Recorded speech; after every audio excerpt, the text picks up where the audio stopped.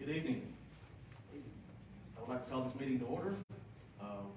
First, we'll stand and we'll go into our invocation, and then we'll continue on with pledge of allegiance. Please stand. Before we pray, selfishly, I want to make a request. When you pray, if you remember my wife, Kay. Kay is still not doing real well, results of the COVID. It seems like she's getting worse. Please remember her. Let's pray. Heavenly Father, thank you for this day. Thank you for allowing us to come out and make decisions on behalf of the citizens of the great city of Northport, Alabama. Bless and give wisdom and guidance to each council person. Lead us in the right direction you'd have our city to go. And thank you for loving us. These things we ask. Amen. Attention, salute, pledge. I pledge allegiance to the flag of the United States of America and to the republic for which it stands, one nation, under God, indivisible, with liberty and justice for all.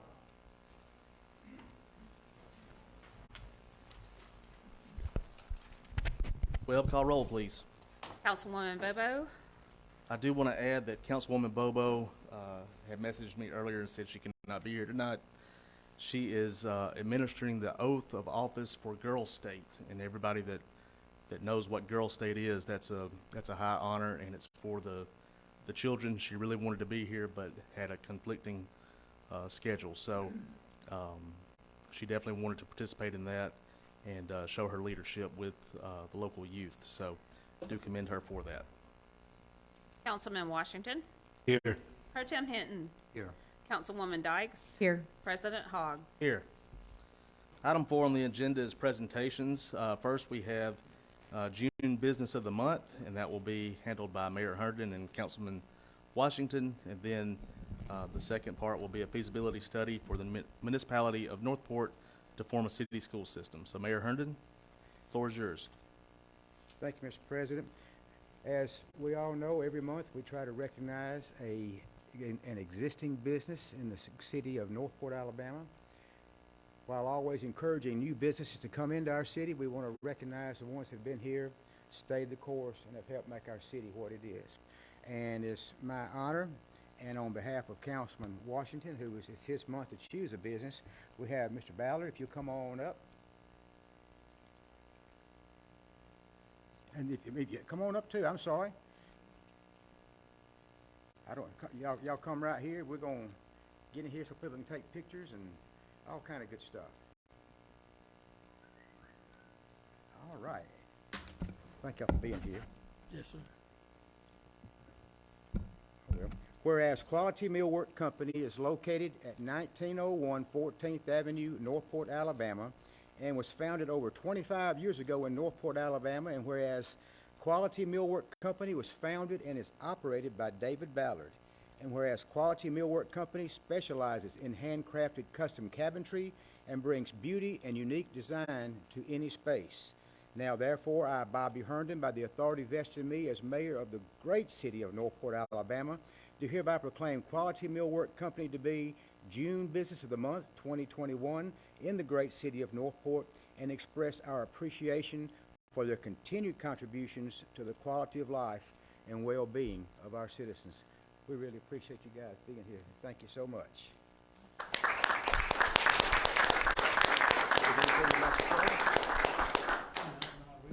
Okay, all right. Well, we appreciate y'all being in Northport. Thank you for everything you do. Thank you. Yes, sir. All right. Thank y'all for being here.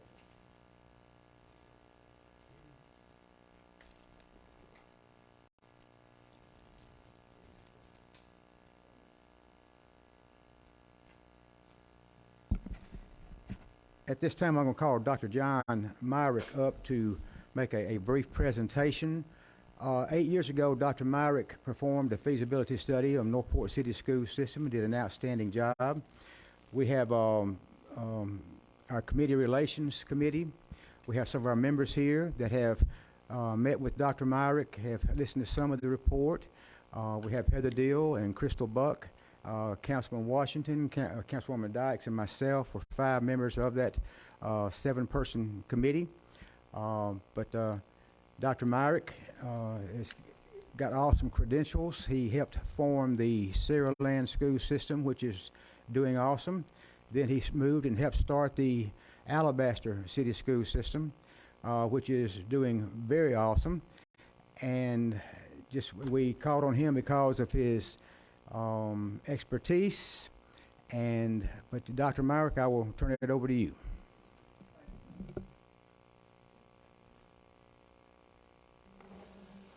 Thank you, Mayor and council members, President Hogg, Pro Tem Hinton. I met the other two council people, and it's my pleasure to be here. In the presentation, I'm going to just speak to some of the things you got, not the full study for the presentation, but some elements of the full study. And that's what I'll talk about briefly tonight. You can get bogged down if you're not careful just in reading the facts, the history, and the laws that are involved in that process. It's been my pleasure to be a part of education since 1963. To give you a little history and my background, and I've served about every post there can be, and finally retired at the University of Mobile as a professor there several years ago. The feasibility study, as we look at it, the purpose, of course, is for you to determine to the financial possibility if you want your own school system and separate from the Tuscaloosa County school system. There's several things that have to be done, and there's some procedures that you have to go through. It would have to set up a procedure for establishing the Northport City School Board. That's after voting for it, if that's what you'd like to do. The board is the first part of it. The city school board would be the first part to start the procedures going. Notification of State Department, other steps that have to be involved in that process.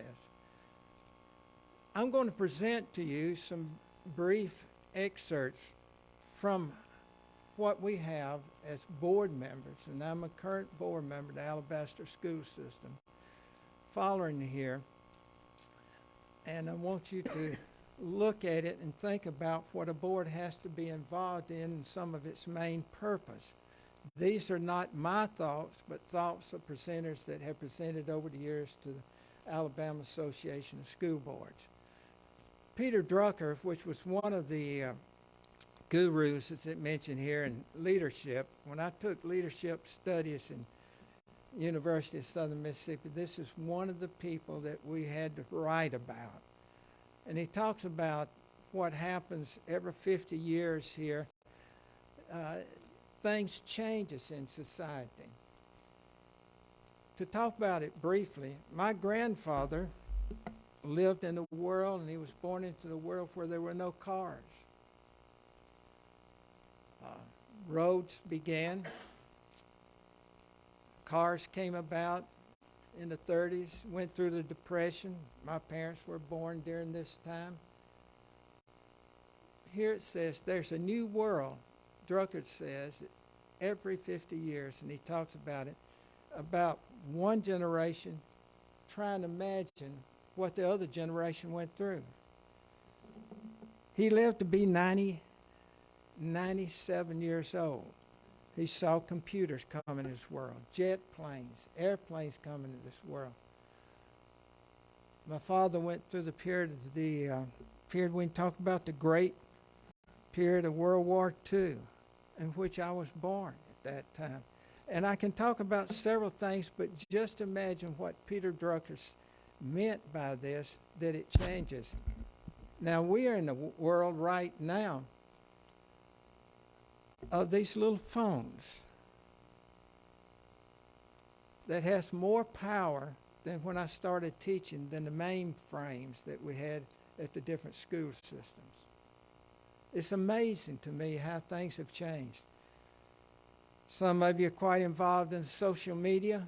I'm a person of the past that is not involved too much in social media. But right here, the work of the board is creating a vision of excellence and ensuring that it becomes reality. If you decide that you want a school system, these are the kind of things and the purpose and the basis and the responsibility that your school board will have to meet. if it wants to go on and accomplish several things for the children and the community of Northport. The author right here talked about the school system can create the present and create a vision for the future that reaches heights that surpass the expected or ever imagined. What kills vision? Tightly held tradition, fear of ridicule, complacency, short-term thinking, and naysayers. Boards creating a vision should develop a shared vision that reflects the community's core values and beliefs. Primary process for which a board can lead education in a community. Planning is the heart of the board leadership. If a board knows where it wants to go, it is more likely to get there. The educational program that a community makes available to its children is too important to be left to chance. Maximum utilization of a community's resources is only possible through planning. Effective planning allows a board to develop and maintain a continuity of purpose. Adoption of a plan is conducive to board unity. Here's some examples that can happen. Key takeaways. 3 years of less effective teaching can compound the negative effects of one very weak year. I'd like for you to think about that a minute. Parental support cannot overcome also all the effects of poor quality teacher for all students. Effective classroom instruction can overcome poor support at home. And it says here, the board in particular, with its right leadership of the superintendent, your focus needs to be on what the adults in your building are doing. That's what you can change. Here's an example of a line when it talks about effective and less effective. The effective is the black line going up. This over a 3-year period of math scores, and as they were settled in 3 years later, these were the results of where they ranked. The blue line with the chartreuse or pink squares is the one of the less effective. That has to do with the school. We see high home support, 100% high classroom, mixed classroom support, and low classroom support. When you add home support to that, low home support, if you got a good teacher, a great teacher, that student can continue on. Even an average teacher, a so-so teacher, where there's no support at home, this is a study that showed 25% progress can be made.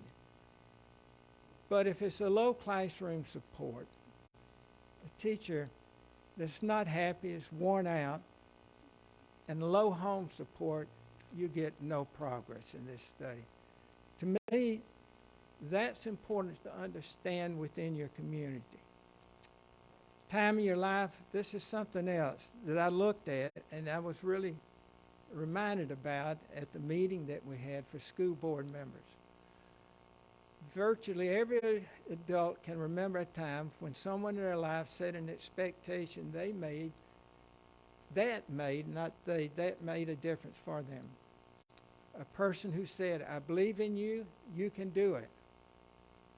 Or in contrast said, don't kid yourself, you'll never make it. You may have had a teacher, each one of you and each one in this audience may have had a teacher that met one of the criteria. One above, I believe in you, or one in the bottom, don't kid yourself, you'll never make it. The next part I want to say, are we educating our students with educational constructs that were created for the parents and grandparents? That's what I talked about a little bit, what Drucker talked about. Do students feel disconnected from the current approaches to learning? You know, a good teacher's a good teacher, but a good teacher also keeps up what's going on in the system. As school communities continue to innovate teacher practice, how do we ensure students are thinking critically, behaving safely, and participating responsibly in our digital world? It has never been brought more to fact than during the pandemic in this past year, when in-school learning did not take place in many of the schools. We had to do learning, online learning. And that's something that's important to us to understand if we don't. Children still seek independence. They still take risks in experimentation.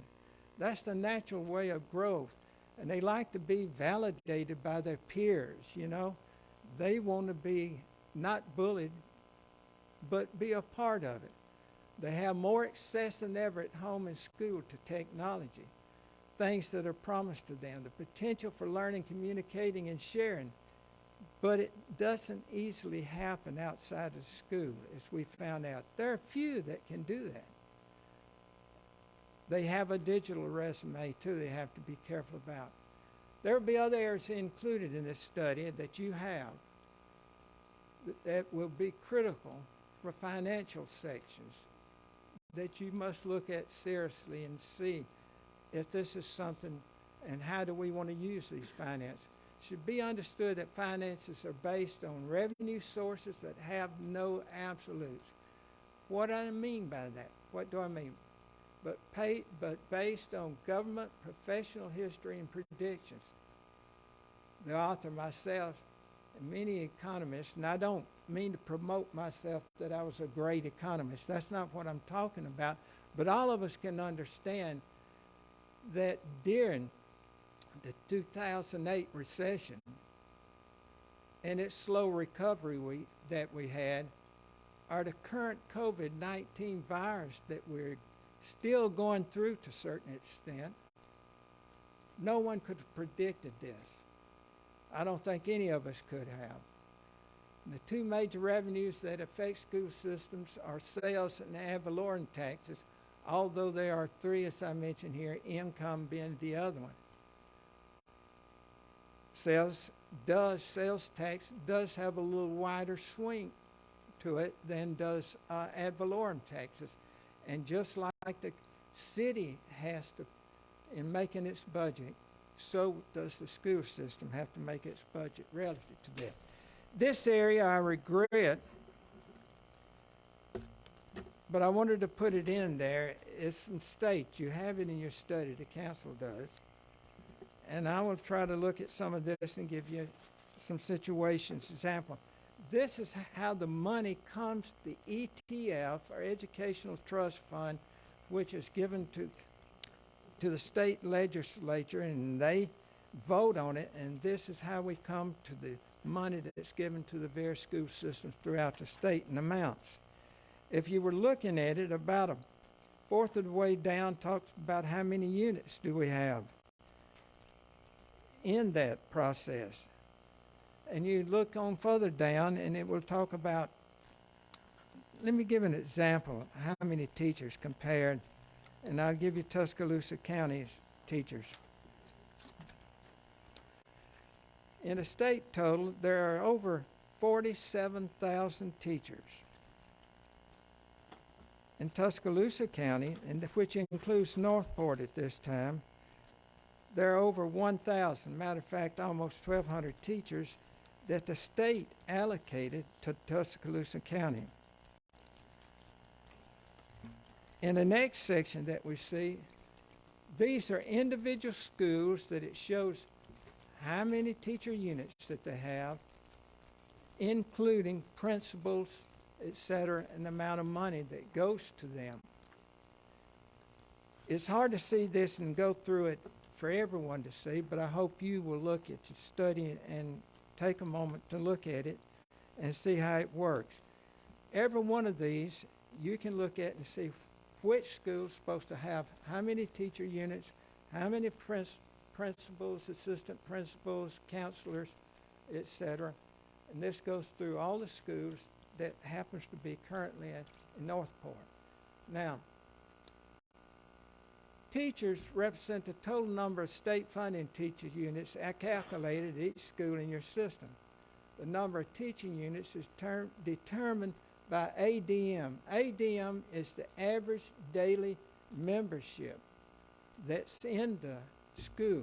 That means how many students have been there after Labor Day for 20 days, and what is the average? That's the average daily membership, and that is what determines the number of teachers and many finances that happen in the school system. K-3 is based on 14.25 teachers per teacher. Did I say teachers? 14.25 students per teacher. 4th through 6th grades, 20.43. 7th through the 8th, 19.70 students per teacher. And 9th through the 12th, 17.95. Now, the adjustment of special education that happens in the county system, there's a weight that's given that. So you have those number of students per teacher, and then you can add it by approximately 5%, weighted at 2.5. Same thing goes for career tech. It's a different percentage in weight, and the same thing for other areas that you look at, percentage and weight, in which it changes, and it changes by grades. The system ADM, I just spoke of it, 20 days after Labor Day of the school year. It's reported by the State Department. Here's a total of each school within Northport as it currently was given at the beginning of 2021. The ADM you see on the left column, the type is elementary, middle, and high school.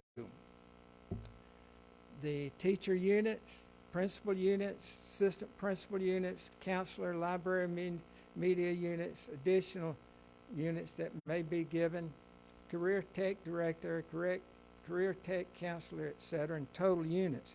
Total units represents how many adults are working there. It does not represent the non-certified people that a school system has. That's determined each year by how much money the board approves through the OCE funding. Sample school and calculation, elementary, middle, high school.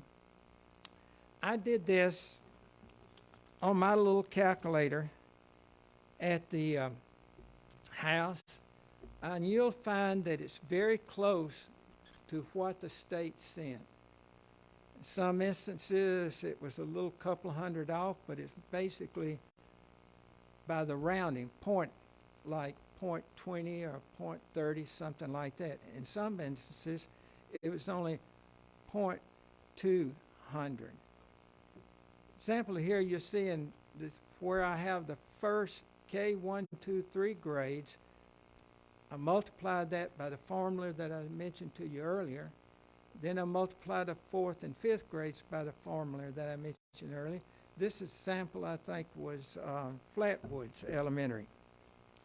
And you can see that comparison in the study that you have.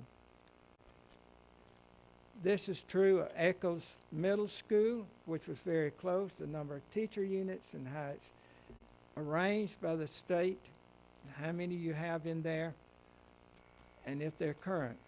This talks about how many, right here, fractional units you can use and how you can use them, but the one thing that you can't do is use Title I schools, or schools that are defined as Title I schools are representing federal money schools, and use those fractional units and put it someplace else that is not entitled. Federal government's very, very curious about these numbers. They will define and look at them, and also they will call your hand on it if you do it improperly. The state's hand was called on it several years ago, about the time that I was a school superintendent, and they had to replace in one county over $1 million to the federal government because they misused the money that the federal government is sending them. These are the percentages here by elementary and secondary schools by which assignments should be made in terms of administrative people, counselors, librarians, and so forth. Salaries. You'll see the basis here in this section, how principal salary, assistant principals, middle, high school, elementary, counselor, etc. They have a formula for bringing the money to the school system, to each school on the basis of that. These are the salaries that you see. I mentioned the one on the left for the teacher's been teaching 24 or more years is $54,981. That's the current salary. The beginning salary is $41,690 for a BS, a bachelor's degree. Now, for a person that's gone the full length for a terminal degree as a doctorate, they can make as much, this is for 187 days, they can make as much as, I may need to look at my paper. I thought I could read all of that. $73,125. This is currently how much money teachers and staff can make, but they have put in a lot of years. They go, if they get the higher salaries, the masters and the doctorate. Talk a little bit about fringe benefits. The fringe benefits here give you an idea about what it would cost in a new system in Northport. This is for not including non-certified employees as follow. It includes Social Security, Medicare, teacher retirement, insurance, unemployment comp, and leave, and how do you figure it? You figure it based on the number of teachers, some of it on the number of students, and right there it's almost $7 million that it would be for Northport. The school system here in terms of materials for the students, which is based on that ETF, the beginning factor of funding that I showed you.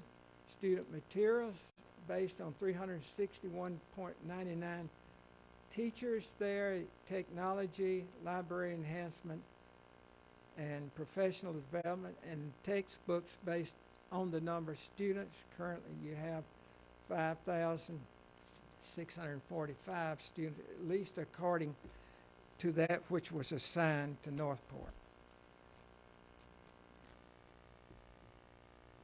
This is how the percentages worked out as best I could get them. 2021, the city, based on an estimate according to the city estimated census for the city of Northport as of 2021 is 25,874. You would know better than I if this number is how close it is to the current number of people that live in the city of Northport. But based on that factor, and based on the school's enrollment of 5,645.9, and it will fluctuate from what was assigned to it first in the schools, but these are the percentage. That's 100% of the students. The number of white students, 55% at 860.80. The number of African American, 527.05 at 34%. That's the number that was in the high school. The other is 3%. Hispanic is 7%. You get an idea of how the diversity of your student population is. It doesn't always follow exactly the diversity of the city as a whole, but that is the student, possibly the student diversity factor in the city of Northport. Here's how you could have a cost involved in setting up a school system.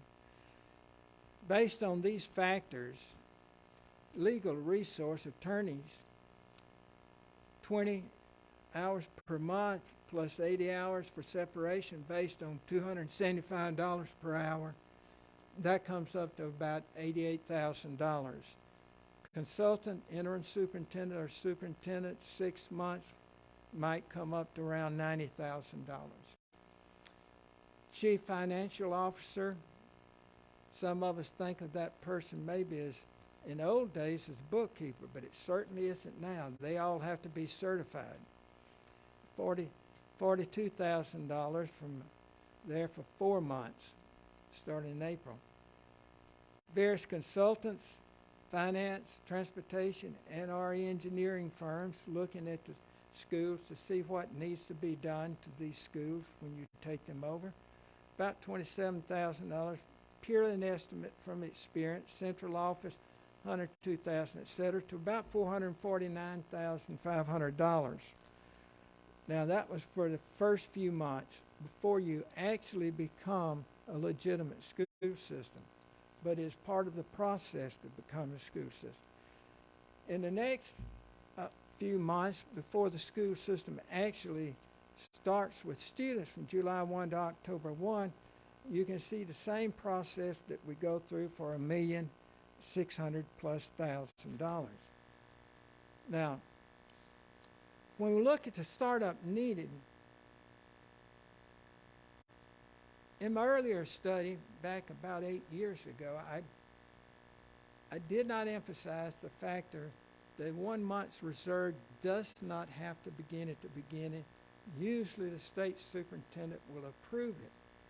So the biggest cost here, if you realize that the money that comes from the tax revenue, which should start July 1, the tax revenue that the county commission already has voted for Tuscaloosa County, which you should get a percentage of it as a school system yourself based on a student population. This is the way they distribute ad valorem taxes based on the percentage of students within the county.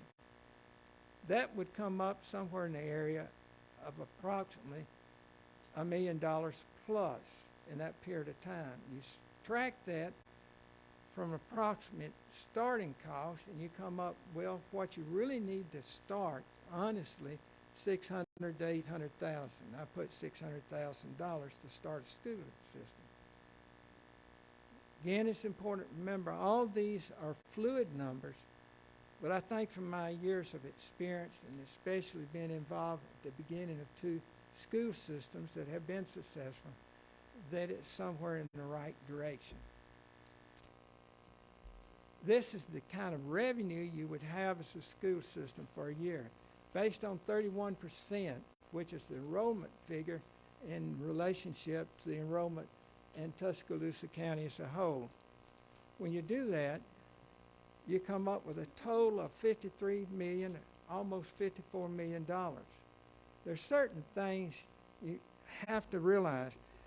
If you base it upon the current, which I have, operating budget in the past for Tuscaloosa County school system, when you base it on that, when you say state income, that will not exactly match what earlier I talked about, the Educational Trust Fund.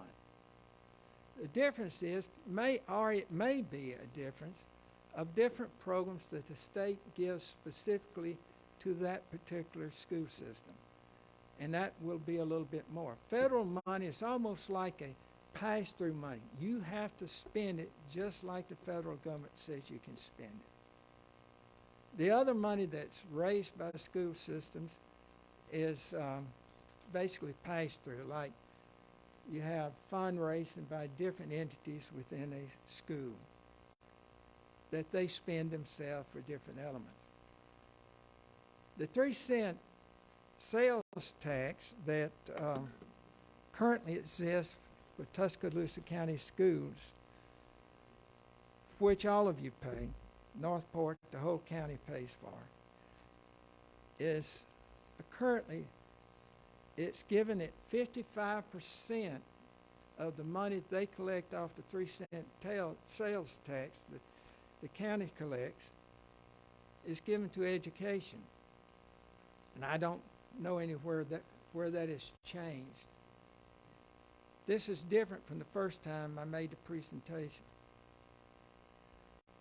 Now, the county does not get the whole 55% of the 3-cent sales tax. It gets 55% of that. The other 44% goes to the city of Tuscaloosa. So the portion, the way that I have figured it out, that Northport could get like 31% of that 55%, which you can see in the study, would come up to $6 million, $6,448,000 approximately. The total budget for an operating school system currently could be around $53,904,200, and the way I figured up, 27 cents left after that. Let me say this. There's some other things that I want to talk about here for you to see what we've done. City of Saraland, this is high school we built. We didn't have a high school. I want to show you some of the things that have been done in these school systems briefly. We started out each year, 9th grade, 10th grade, 11th. That was our situation. Each situation is similar. This is our football stadium that we have in Saraland. This is the practice field and the cover that they have. Baseball field is next to the stadium.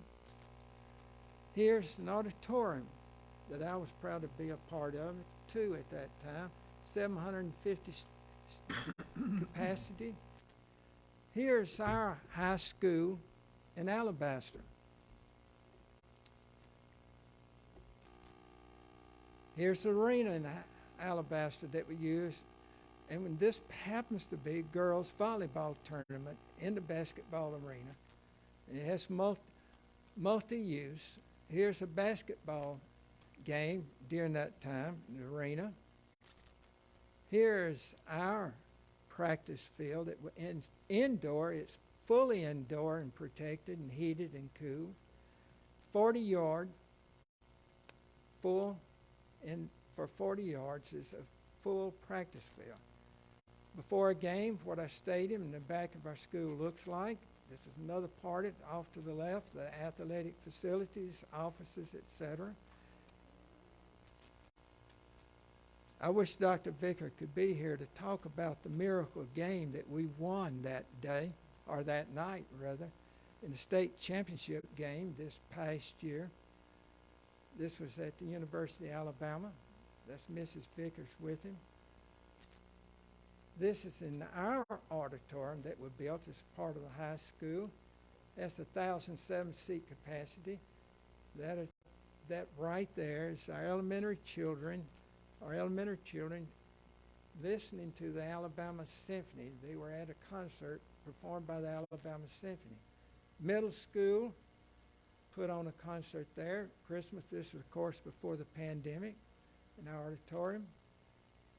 Dr. Vickers and Mrs. Vickers are here sitting beside our piano that we bought to use in this auditorium for the students' use.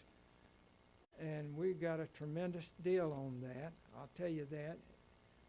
Retailed at over $200,000, and we got it for a little over $100,000. We did the same thing in Saraland, bought a Steinway down there. We bought this in Busendorfer, made in Austria. It's called the Imperial because if you could imagine, below left on the white keys, there are several more keys that are painted black, and the reason is they don't exist except on this piano to give it a different kind of sound. This is our National Honor Society, and the year before the pandemic, as we had the parents there. And that pretty much presents, to give you an idea about what has happened with us in the school system. I want to thank you for the opportunity to present this to you. I know sometimes trying to present the facts of something like this can be hard to sit here for a few minutes, but I hope you have a chance to look at the data that's presented in this study that I gave you. I did have one or two not errors instead of in place of finances, but a couple of places I left out a word. I apologize for that on one page. But I want to tell you, Dr. Johnson is a professional friend of mine. I'm not here to criticize Tuscaloosa County. That's not my purpose. My purpose is for you to understand a little bit about what it would mean to you to have a school system in the city of Northport, and to give you some idea about what you want in terms of that school system and what of the ability you want to put in terms of finances to that extent. If you have any questions, the counselor, mayor, President Hogg, any of you, I'll be glad to answer them now, but or at a later date. Well, Dr. Myrick, I think you covered it pretty thoroughly. We're going to, of course, have discussions and meetings and see what this council decides to do. But I think you said to me earlier that even right now with the revenue that the report would get, without doing anything else, it could operate its own school system. Yes, and that's correct. You could with that beginning money that I talked about, 600 to 800,000. I will say this too, in Saraland, we didn't quite have what we needed, so we did a short-term loan of $1 million and paid it off in a few years, just for that purpose, to make sure we had enough money. In Alabaster, we made an agreement with the bank in the very beginning that they would cover our checks if 1 month. You know, it's just part of what you do financially, but we did not have, that's the only thing you'd want to do, those little areas, in case you needed to do that. Thank you very much. Yeah. Appreciate you. And if any other time you want to call me, I'll be glad to talk to any of you personally. Dr. Myrick. Thank you for being here. And I'm going to now, I want to say this for my lovely wife sitting back there. This is our anniversary. All right. So she was willing for me to come here to speak to you on our anniversary. So we're going to go celebrate. We'll take her out somewhere nice and I am. all right, man. Thank you. Thank you.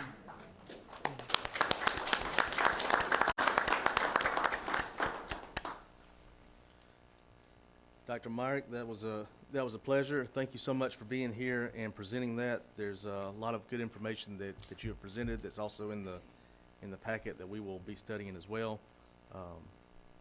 Happy anniversary. Thank you for coming. Next on the agenda is approval of the agenda. I'll move to approve the agenda as printed. Is there a second? Second. All right, that is motion by myself, second by Councilman Washington. Any questions or comments? Hearing none, Ms. Webb. Councilman Washington, Yes. Pro Tem Hinton, Yes. Councilwoman Dykes, Yes. President Hogg. Yes. Item 6 is visitors to address the council. We have no one that has signed up to speak. Item 7 is unfinished business. 7A1 is going to be second reading of a permanent resolution accepting infrastructure on Union Chapel Road. Ms. Tubbs. Yes, sir. This is a second reading to accept the infrastructure at Union Chapel Road. The city engineer recommends this acceptance. Okay. Is there a member of council that would like to make a motion to accept this resolution? So moved. Motion by Councilman Hinton, and that's a second by Councilwoman Dykes. Any questions or comments? Hearing none, Ms. Webb. Councilman Washington, Yes. Pro Tem Hinton, Yes. Councilwoman Dykes, Yes. President Hogg. Yes. 8A1 is a first reading of an annexation of approximately 1.63 acres located at 8485 Charlie Shirley Road. Ms. Ram. Yes, sir. Mr. Chadwell requests annexation of approximately 1.63 acres that is located at 8485 Charlie Shirley Road. The parcel will be zoned RS1. The property does meet the requirements for annexation and is eligible for annexation into the city limits. This does come with a favorable recommendation from the Planning Commission. Okay. Is there any member of council that would like to offer that? That's offered up by Councilman Hinton. 8A2 is the first reading of an annexation of approximately 4.16 acres located at 5971 Flatwoods Road. Ms. Ram. Yes, sir. James David Bean requests this annexation of approximately 4.16 acres that is located at 5971 Flatwoods Road. This parcel will also be zoned RS1 and does meet all annexation requirements. This does come with a favorable recommendation from the Planning Commission. Okay. Is there a member of council that would like to offer this for first reading? That is offered up by Councilman Washington. And then 8A3 is the first reading of conditional use approval for a group home located at 820 8th Street. Ms. Ram. Yes, sir. This request comes from Mr. Mac Hinton Homes. They are asking for a conditional use approval to allow a group home in a single-family residential neighborhood. The property is located at 820 8th Street and is currently zoned RS4. The total acreage of that parcel is 6/10 of an acre. The total square footage of the proposed structure is approximately 5,000 square feet. And the proposal is to house 12 children plus administrative staff in that facility. This does come with a favorable recommendation from the Planning Commission. A public hearing and a second reading will be held at the next council meeting. Okay. Is there a member of council that would like to offer this for first reading?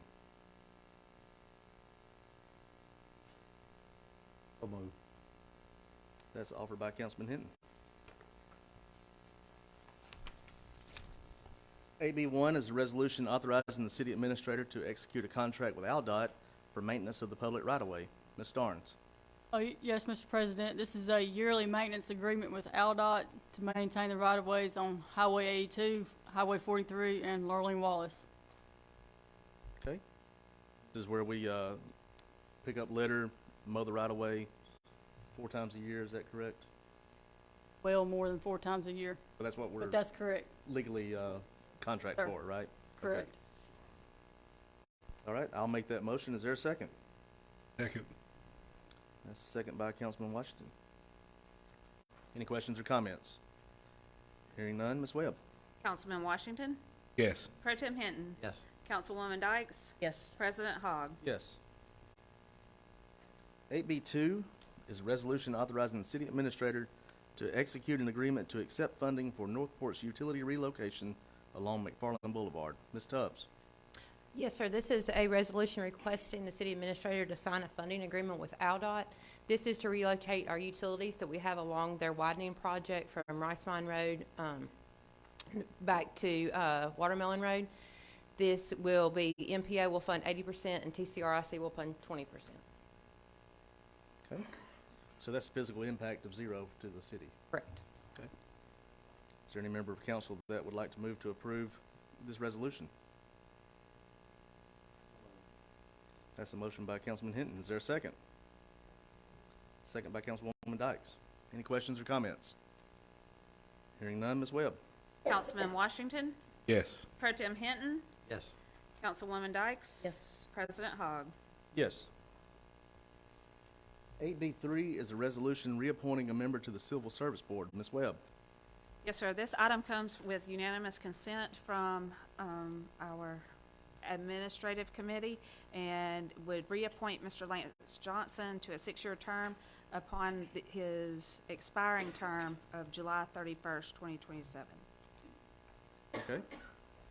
Is there a member of council that would like to move to adopt this resolution reappointing Mr. Lance Johnson to a 6-year term on the Civil Service Board? That's a motion by Councilman Hinton. Is there a second? Second. Second by Councilwoman Dykes. Any questions or comments? Hearing none, Ms. Webb. Councilman Washington, Yes. Pro Tem Hinton, Yes. Councilwoman Dykes, Yes. President Hogg. Yes. Item C is our consent agenda. This ranges from minutes, bill listings, PL requisitions, travel and training. I do want to point out item 12 of the consent agenda. This is for a PL requisition for exterior upgrades to City Hall. We've been talking about this for a few years. This requisition is for exterior upgrades, which will be power wash all exterior siding, caulk and seal the cracks in the exterior siding, supply and install 2 coats of coating over the EFS and masonry siding, and supply and install 2 pre-finished aluminum awnings. Ms. Webb, do you have anything you want to add to that? It is my understanding from Ms. Starnes that this work will commence within 2 to 3 weeks after contract execution. So sometime in July, we should see the beginning of the work here. And then this is only phase 1 of the improvements that we'll see around City Hall.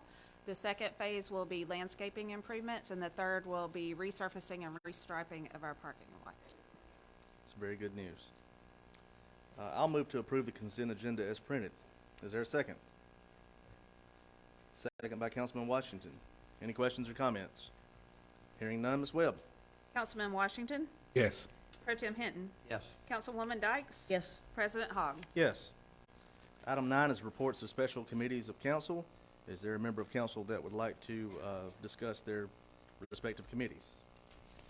I think we just heard from one from the Community Outreach Committee with the presentation for the school study, so appreciate Councilman Washington and Councilwoman Dykes for your hard work on that, and also Mayor Herndon for leading that charge.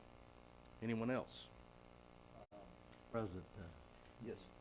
admin and finance committees will meet jointly tomorrow, 3:30. Okay. Any other committee? Okay, item 10 is public hearings. There are none. 11 is city administrator's business. Yes, sir. President Hogg, I would like to recognize the extraordinary effort of a division within Public Works. And thank you goes out to Director Starnes and her crew. Just so the citizens of Northport know, last week, the road was closed on 5th Street next to Billy's and headed towards the airport. Since that time, and in a very short period of time, the pavers have been removed. The big dip that we had there on 5th has been corrected, and it has been by the effort of about 10 men. And that was a cost savings of roughly $100,000. We had previously been quoted for work of that scope of between $90,000 and $100,000, and so I want to say thank you to those gentlemen that worked so diligently to resolve that issue. You know, it's been there for quite some time, and I'm glad to say that it is resolved. I appreciate Ms. Starnes and the crew that rectified that for us. Good job.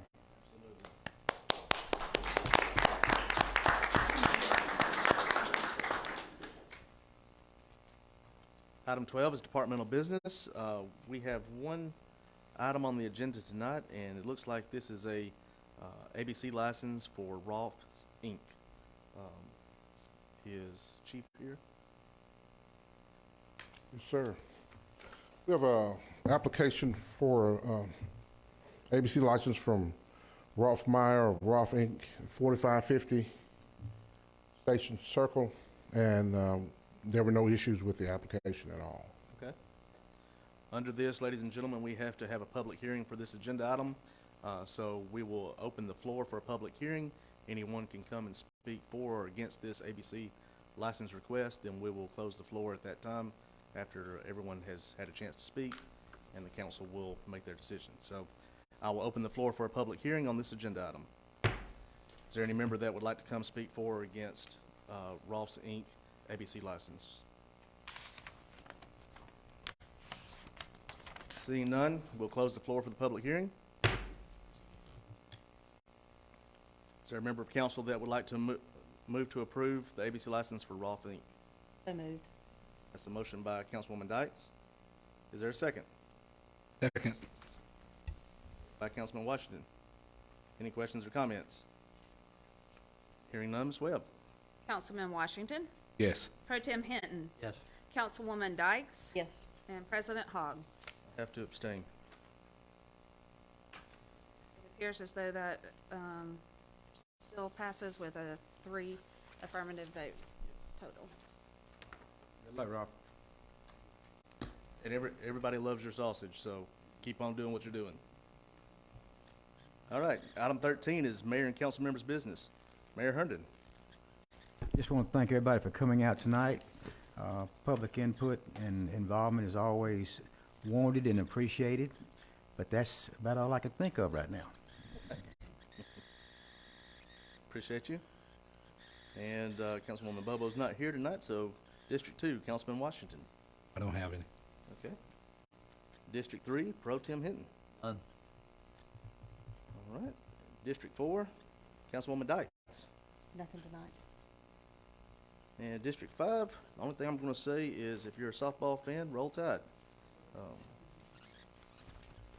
All right, looks like we have an executive session listed on the agenda. Is that we're still? Yes, Mr. President, we need to we hopefully have less than 30 minutes to discuss the possibility of the city acquiring some real estate. Since Alabama softball's played, it may take less time than 30 minutes, so I think everyone will be in a hurry. Then we'll come back out and adjourn. No action will be taken by the council tonight, so. Okay, so before we go into an executive session, want to give a few minutes for anyone that needs to speak to media or citizens. Yes. Go back, so, we'll do that first, and then we will, we'll go to executive session. So, is there a member of council that would like to make the motion to, move to adjourn the meeting into executive session? So moved. That's a motion by Councilwoman Dykes. Is there a second? Second. Second by Councilman Washington. Any questions or comments? Ms. Webb? Councilman Washington, Yes. Pro Tem Hinton, Yes. Councilwoman Dykes. Yes. President Hogg. Yes. We are in executive session. If there's any member of the media that needs to speak to the mayor, or maybe Councilman Washington or Ms. Dykes regarding the school study or anything else, please do so. If not, everyone else will meet for executive session. Thank you. If you